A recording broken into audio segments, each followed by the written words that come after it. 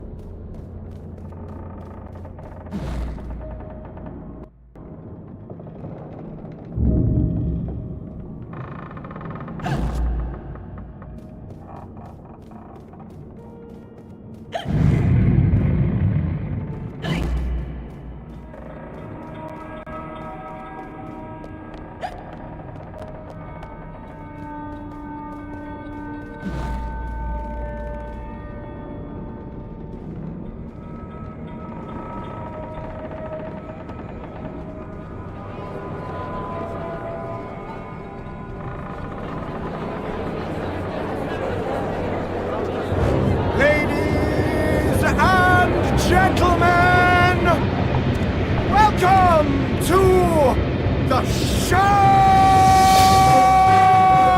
What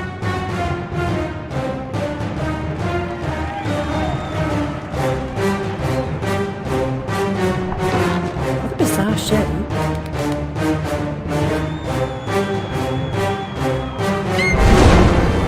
That's quite enough of that, I think. Enough preliminaries. Here's the performance you've been waiting for. Proves I'm without prejudice and have a fine sense of humour. Sword and crown are worthless here. I invite everyone to dance. Labourers, lawyers, church and gown all make their little price. This life is full of random deaths and heaps of grief and shame. So few are soothed by accident, you want someone to blame. Fire, plague and strange disease, drowned, murdered or, if you please, a long fall down the basement stairs. None are expected, no one cares. I often must work very hard, sweat running down my skin. After the dance, I then must rest, and the eating can begin. Time to eat.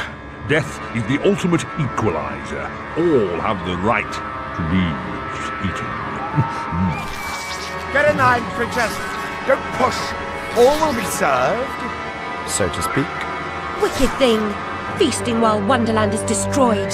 I'm not the enemy you seek, Alice. I tried to hide this bit of Wonderland from that beast. Appeasement's never clean. We must all play our assigned roles.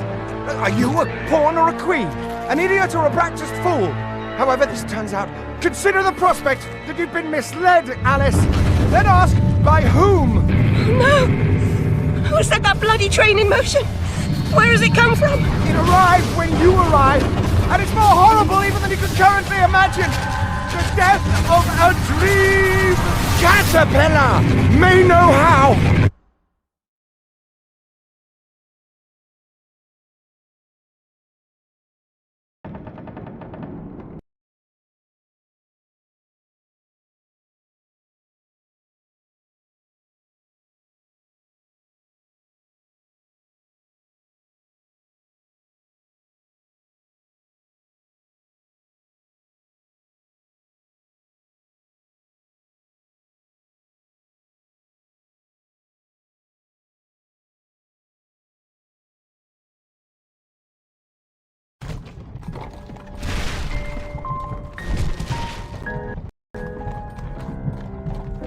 What?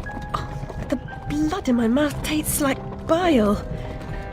Where's the brute that hit me, Nanny? Nasty prat's out cold. Not dead, and more's the pity. What did he want? What they all want. Money he didn't earn. What were you thinking, butting into that mess? You could have been killed. Nanny, my mind's in pieces. I still have terrible visions, and I need to know. About the fire. Same as always. You need to move on, Alice. So do I. Well, at least she's not asylum nonsense. My past is dead. I killed them. I should have saved them. I should have died. Her mind was in shambles. Radcliffe thought familiar faces would bring her round. After a year, he lost interest in their inheritance. Greedy sod. Still, always asking his bizarre questions. Heavy dose of madness, I'd say, but honesty's never the best policy in this life. When she wasn't comatose, she gaped, eyes like pinwheels, drooled, occasionally screeched. Never uttered a sensible sound. And like the child she was, she kept her secrets close.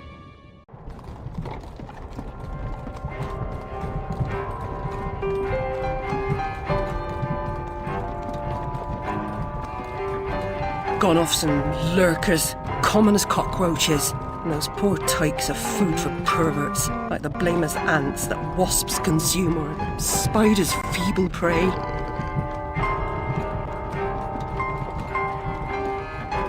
You visited my room at Rutledge. What were you... Recall that? Radcliffe paid me for a bit. A woman alone sometimes does what she doesn't particularly feel like doing, as you know. Nurse Whitler said you'd fallen on hard times. I'm no drunk like her. I'm hurting no one. Hooking's not a bad life. Except for the pimps. She also said you might have my rabbit. Please, Nanny, talk about... The damn fire never seems to help. Look, Alice, I can't give you what I don't have. Radcliffe wrote the inquest report. I'll take you to him. Besides, he's got your damn rabbit. You should remember that. All right, but Mr. Radcliffe's useless. Don't I know it?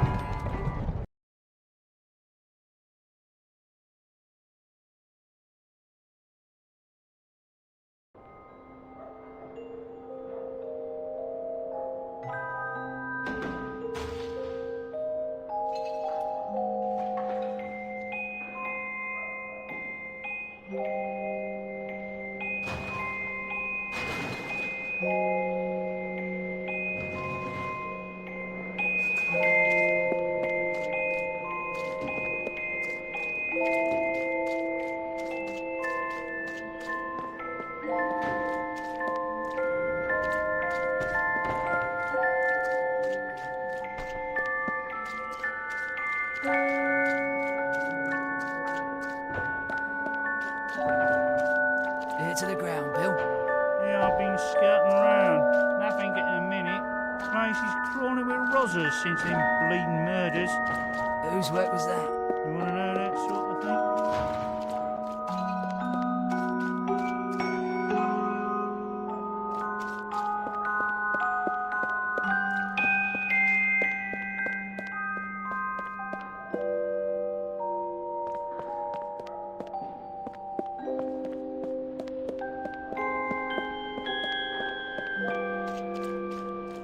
For that, I'll be glad to shake your hand, sir. Considering the nature of the goods on my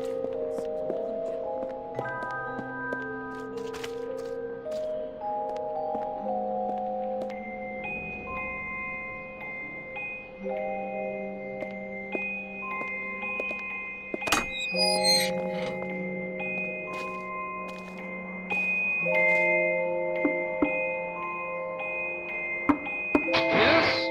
Who is it? Alice Liddell, Mr. Radcliffe. Ah, you're back.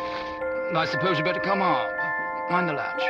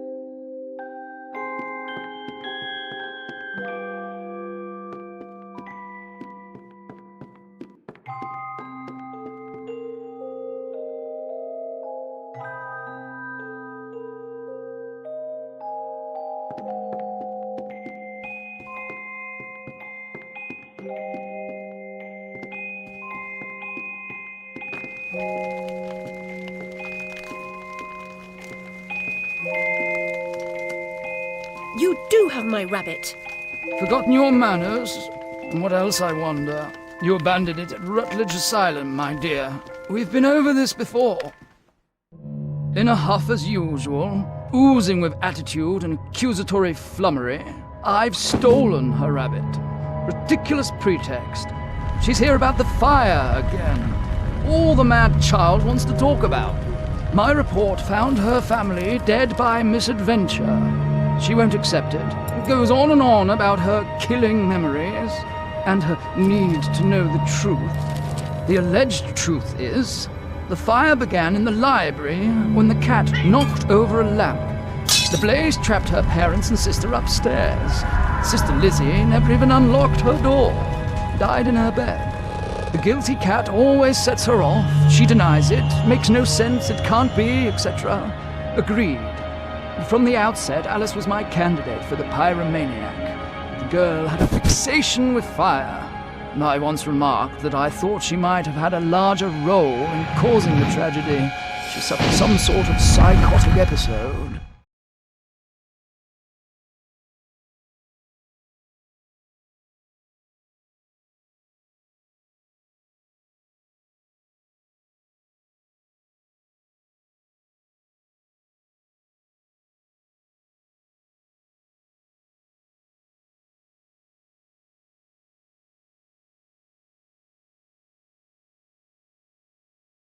Did I rip his head off? I wanted to. What's left of my brain will explode. Is it mad to pray for better hallucinations? Perhaps I'm fated to expire right here.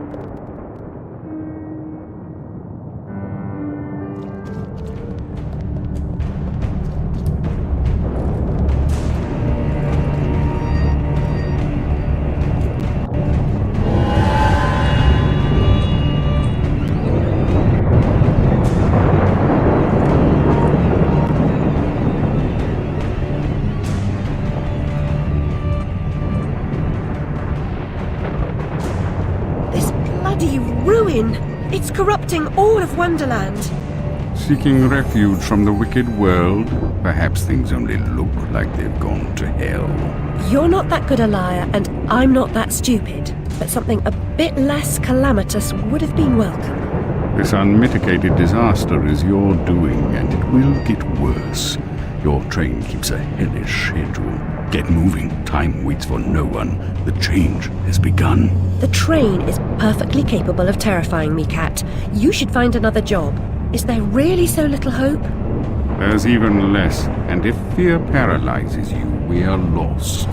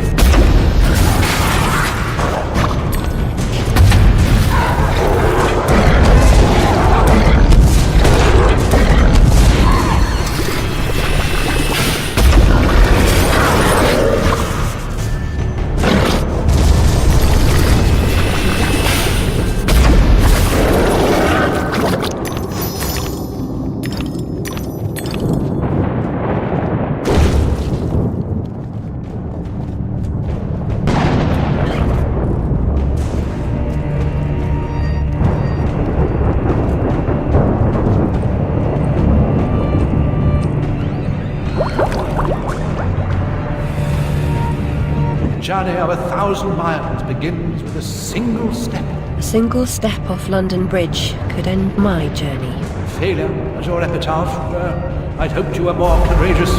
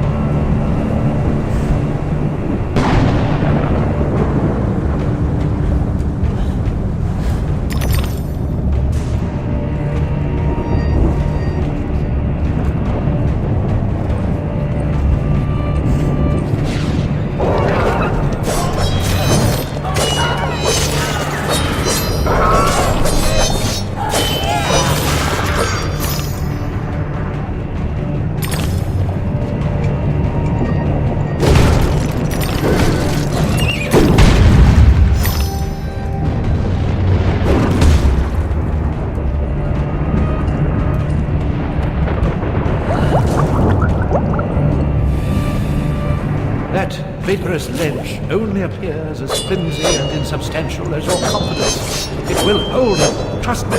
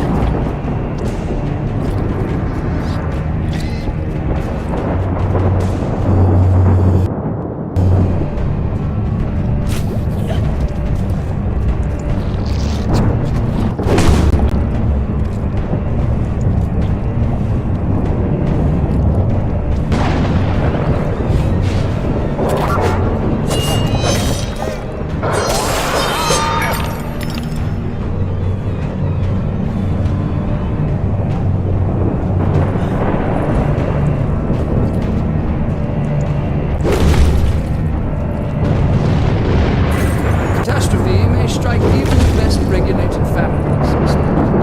Of course, one family's disaster may be another family's opportunity. And the same goes for a surviving